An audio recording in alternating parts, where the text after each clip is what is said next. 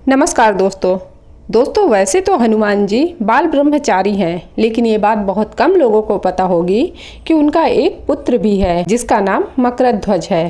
तो चलिए मकरध्वज कैसे हुआ और कैसे हनुमान जी का वो पुत्र हुआ, चलिए इसे विस्तार से जानते हैं। मकरध्वज भगवान शिव के अवतार और हनुमान जी के पुत्र हैं। भगवान श्री राम की आज्ञा से हनुमान जी ने लंका में प्रवेश किया और जब उन्हें वहां पर भूख लगी तो वो वृक्षों के फलों को खाकर उन वृक्षों को भी उखाड़कर फेंकने लगे। जब असुर राज रावण को इस बात का पता चला तो उसने अपने सबसे छोटे पुत्र अक्षय कुमार को हनुमान जी को रोकने के लिए भेजा, लेकिन हनुमान जी ने अक्षय कुमार को भी युद्ध में मार डाला। अपने छोटे भाई की मृत्यु से क्रोधित होकर रावण के बड़े पुत्र मेघनाद ने हनुमान जी को युद्ध में बंदी बनाया और असुर नरेश रावण के दरबार में ले गया, जहां रावण ने हनुमान जी की पूंछ में आग लगवा दी, लेकिन हनुमान जी ने अपनी जलती हुई पूंछ से सोने की लंका को ही जलाकर राख कर दिया। आग की गर्मी से हनुमान जी को पसीना आने लगा और पूंछ की आग को बुझाने के लिए जब हनुमान जी समुद्र में कूदे तो उनके पसीने की एक बूंद को एक मछली ने खाद्य समझकर ग्रहण कर लिया, जिससे वह मछली गर्भवती हो गई। एक दिन वह मछली पाताल लोक में जा पहुंची, जहां अहिरावण और महिरावण के सेवकों ने उस मछली के पेट को चीर दिया, जिसमें से एक शिशु निकला, जिसके शरीर का ऊपरी हिस्सा वानर का था और निचला हिस्सा मछली का था।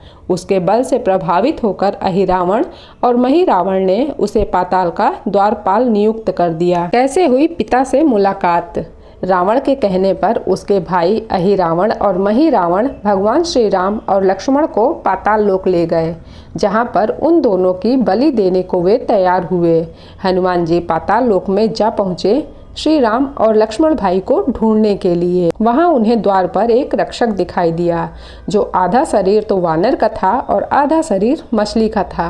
हनुमान जी ने जब पाताल में प्रवेश किया तो उस प्रहरी ने उन्हें रोकते हुए कहा कि भगवान शंकर के अवतार हनुमान जी का वो पुत्र है।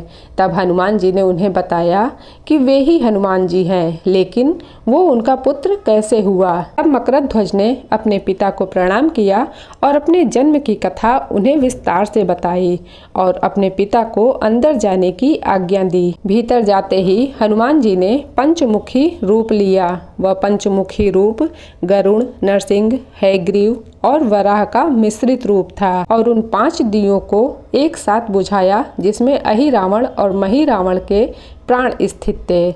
ऐसा माना जाता था कि उन दियों की वजह से ही उनके प्राण जीवित हैं। जिस दिन वो दिए एक साथ बुझेंगे उस दिन उनके प्राण भी स्थिर नहीं रहेंगे।